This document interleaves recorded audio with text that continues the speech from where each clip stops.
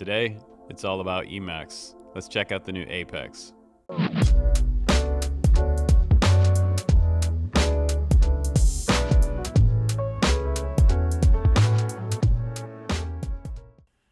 Welcome back to the channel, guys. Did you see Botgrinder's review on the Walksnail HD system?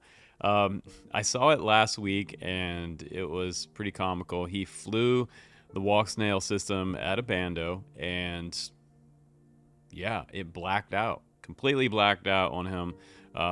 And you know, he's a big fan of analog, which I am too. It's old school. It doesn't have to be updated ever. You just plug in your goggles in a quad and set your power on your VTX and off you go. And a lot of them have smart audio, so they're changeable power inside the radio, so it's great. I've not had a lot of problem with analog video. If you're flying bandos, run at 700 milliwatt. We've talked about that before, so crank up the power and have fun on a reliable system. So HD has been kind of up and down all over the place for the past 5 years. We've had tons of come and go companies, and Walksnail seems to be like one of those companies that's really trying to bust into the market. The goggles themselves for Walksnail cost around $600. So if you're getting into that, it's actually more expensive than buying the DJI goggles. And right now, the DJI V2 goggles are, I think they're $100 to $200 off the retail price because, well, version 3 is coming for the DJI goggles. So I'm excited about all this progress in HD. And I'm also happy to know that Cadex and Runcam are still going to continue to bring us some DJI gear for our HD quads. But I had a question for Emax. Why did they go for the Walksnail system on this quad? This one right here. The Apex 3.5 is what we're testing today. I just wondered why. Because it doesn't seem like we did a poll on my channel, and most of you guys prefer DJI, and actually about 85 to 90% of you guys. No one's really cashed into the Walksnail on my channel just yet. So yeah, that's a question to me. Maybe that's where some of the binding flies are headed for the future. I think we're gonna have to find out. We're just gonna have to keep paying attention. But you know, there's some people out there who are on the fence about Walksnail, and some people don't really care for it, and other people's bought it and love it. So I think it just depends on the system that you invest in. I mean, if you spend $600 on something, you're probably gonna learn to like it, hopefully. If not, man, you're gonna have to sell them on Craigslist and get rid of them. But let's go ahead now and let's do some flying with the 3.5 edition of the Apex, the Hawk Apex as it's called by Emax. And let's see what this system's all about, how it holds up for me, and we'll strap a camera on it as well. And yeah, we're gonna do some flying today and have some fun out in the field as always, guys. Very lightweight quad, quite a bit lighter than the 5-inch edition, 3.5 edition and a 5-inch edition. So good job Emax for a cool looking low profile type of frame. This is super low profile. It kind of reminds me of some old school designs from, like, say 2015, where we did some lowrider builds. The lowrider's back, so cool to see that. And super beastie TPU camera mount up front. See you out in the field. Let's do some flying.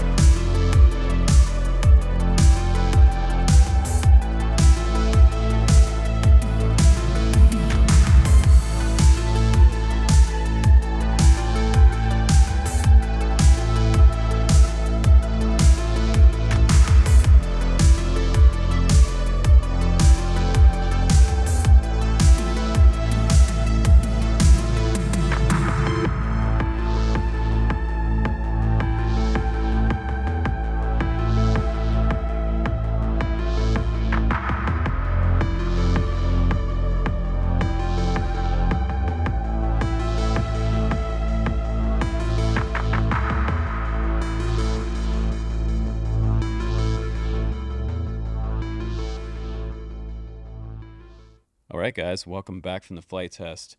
That was a lot of fun, and honestly, I knew it would be. Um, for the price point, for around $400, you expect something to be kind of a hot rod, and this does fly similar to the Baby Hawk HD.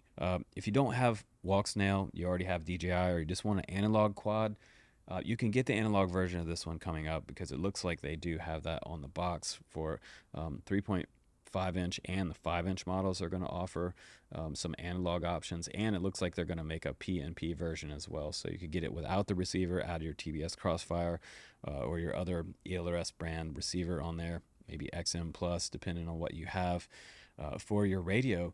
But I have to say, my first impression is that it's very much like the Baby Hawk HD. It has that same kind of high-end throttle. It has a nice power system on here with the 2004 series motors from Emax and the 3.5 inch props on here. And I've talked about these props before. If you're a beginner, these props can really take a beating. They have a super wide cord in the front here and a really nice thin taper. So what that does is gives you nice power at the high end and the mid throttle, but also doesn't give the quad the jitters because it does have some nice tapered tips on the end. So really thin tip, wide cord in the center to the middle, and it's really quiet in the air. So when it takes off, you can hear these thin tips working their magic, and that's what makes this quad a little quieter out in the ball field. If you're flying around people, it's not going to be like you're flying a 5 inch with some ripping 5 inch props on there in 6S. This is going to be a little more Karen friendly, as we like to say on the channel. We do have Walksnail VTX on here right above this F7 stack, and we're running 25 amp ESCs on here for 4S battery configuration. They recommend the 4S 850 battery. It's a bottom mount battery, but it does have plenty of room on top. If you want to add some kind of decased camera on there, that's what I would recommend. Something like the Flywoo camera right now is my favorite camera for flying GoPro with Hypersmooth, and a front screen on here for the GP9 that I have here is just under $400 with a front screen. You can also get a touchscreen that clips on the back, which is super cool. But the greatest thing about this is that I don't have to use the GoPro Quick app, unlike the GoPro Bones. Now, I know the GoPro Bones is a Hero 10, but that's cheaper, and it has a front screen, so I'm all about that. But also, this frame is a 162 millimeter True X style frame. It almost reaches maybe like a Stretch X, just a tiny bit. It is made more for racing than I'd say freestyle quad. If you're somebody in multi GP, this is going to be winning races even on 4S 850. If you want to lighten it up a little bit, get it under 250 grams, you can do that with a 4S 650 milliamp battery, no camera on top, and you'll be under that 250 gram mark. So you don't have to register this, you don't have to put a transponder on it, you can just bind it up to your ELRS and go fly it. And I'm pretty sure you can also add TBS Crossfire on this flight controller as well.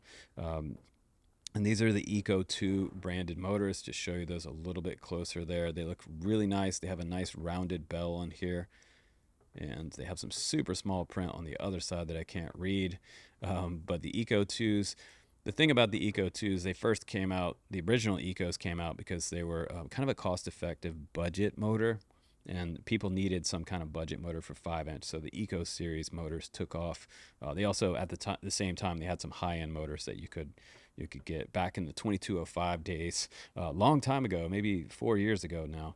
We also have the RunCam HD0 camera up front here with a two-piece type of TPU mount. We have side plates there, and we have a movable center plate right there for the camera shroud. So that is the RunCam HD0 version, and that looks super sweet in the Walksnail goggles. In the back, we have the Nano HD0 version back here. We have an extended sort of miniature Immortal T back here for my ELRS receiver, which is just under this top plate. We have two bolts holding each prop down, 3.5-inch prop with, I got to give you some feedback on these. If you haven't seen these before, if you don't know about these are some of the most durable, toughest props for beginners out there. They're also great for racing because they have tons of power on that high end of the throttle, and they are super quiet. So again, they don't attract the Karens like some 5-inch quads do. Now we have 4 bolts holding on the top plate right here. If I just take this off right here, we can look under the hood and I can show you this HD0 system on top. We have the wire running out to the camera here. We have a UFL connector connecting that Emax Nano HD0 antenna in the back. We also have a TPU mount system back here for the antenna and the receiver right here for my ELRS. That's super cool. And that wire is running down to the flight controller there. Over here on the side is where you hook up to Betaflight. And again, this is a F7 flight controller with 35 amp, actually 25 amp ESCs on here. And we have a side mount battery cable, which I'm not a huge fan of the side mount type of battery cable because in certain crashes, these can break off. I would rather see that this particular battery cable install was in the back. It would just be a little safer for the crash durability. And that might be one con about the way this is set up. I've seen this in the past, and I used to call this kind of thing out. They used to have ESCs and PDBs in the old school days where they would have it almost hanging out to about here. And reviewers, we complained about that enough that they finally stopped doing that and started making them in the rear. And that's the standard nowadays. So it's interesting to see that's on the side. This one's on a 45-degree angle in here for the flight controller mount setup.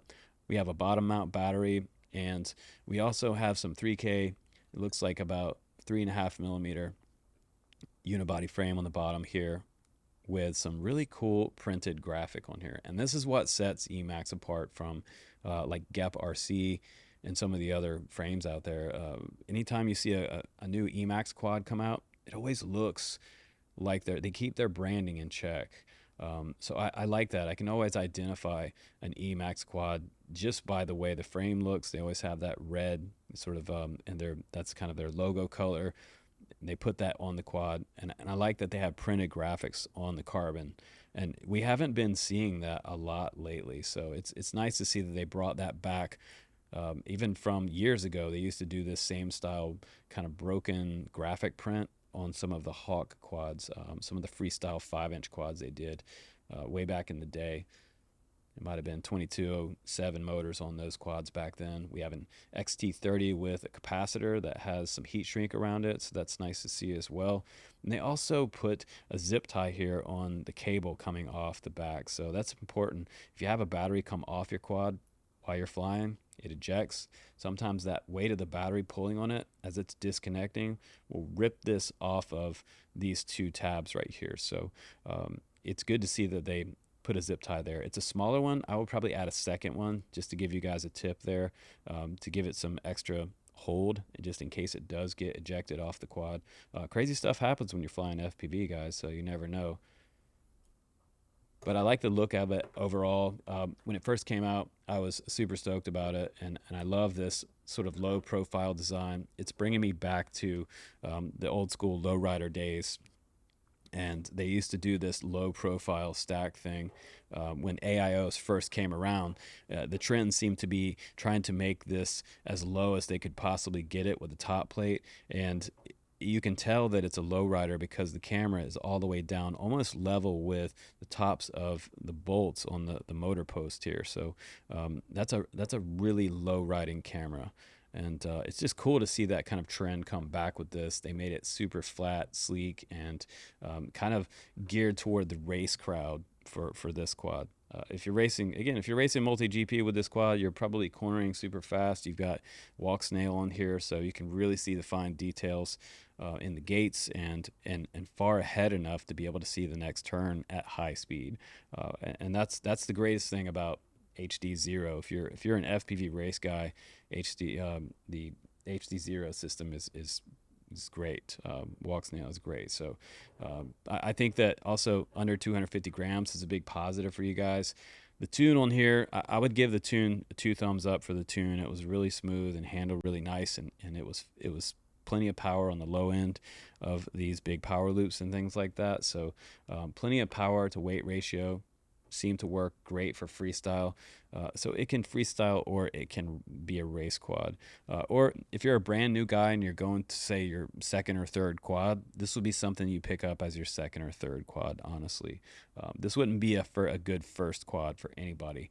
You'll have it up in the trees and be fishing it out of a tree the first day you take it out. So you can check out some batteries that I'm going to recommend down below. I'm going to recommend the GNB 4S 850 milliamp battery on this one for a bottom mount configuration. And again, if you want to put a camera on here, the best one to put on there right now that I've tested out of all of them is the Flywoo GP9. This is a decased GoPro Hero 9, and it has hyper smooth on here. It has a front facing screen. It's under $400, so it is cheaper than the Bones, but it's not a 10. But I don't know if you could tell the difference between the video from the 9 and the 10. Could you? I don't know. I don't know if I could, but I'm enjoying this one. So it's under $400, and it comes with this super cool cable that you can just plug into your battery. You don't have to wire it to the flight controller. So the cool thing about that for me is I can move this to multiple quads, and I can have fun with it on many quads, and I don't have to keep it on one quad. So that's super cool. I'm flying new stuff all the time, and you guys will see more new reviews coming up for new FPV systems.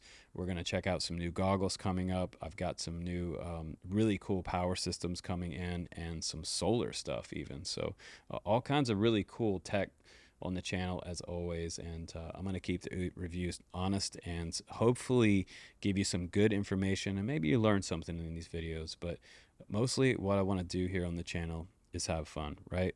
I'm Justin Davis, and you're going to have some fun today. That's what it's all about. FPV should be fun, no attitudes, and not too much hype train. Let's just keep that to a minimum, and let's just keep flying no matter what. So let me know if you guys bought one of these. Comment down below what you think about it, what you think about Walksnail or HD0, and if you think that it's a cool system. Is it something that we're adopting in the FPV community? I don't know. I'm still leaning toward DJI in my case, but I leave that totally up to you, what you want to fly. I'm not going to sway you one way or the other. It's all about what you like. And sometimes what you decide to buy, you just kind of learn to appreciate. So I enjoy the DJI system. I've had it for years now, and it's very good for me. So something new today, and that was a lot of fun for me. So hopefully you had fun too. Please do comment, like, and subscribe on the channel. Click the notification bell for when the new videos come out, because I'm doing new honest reviews all the time for you. But I appreciate you guys. I do appreciate you watching the videos. Take care, stay fly, and I will see you on the next one.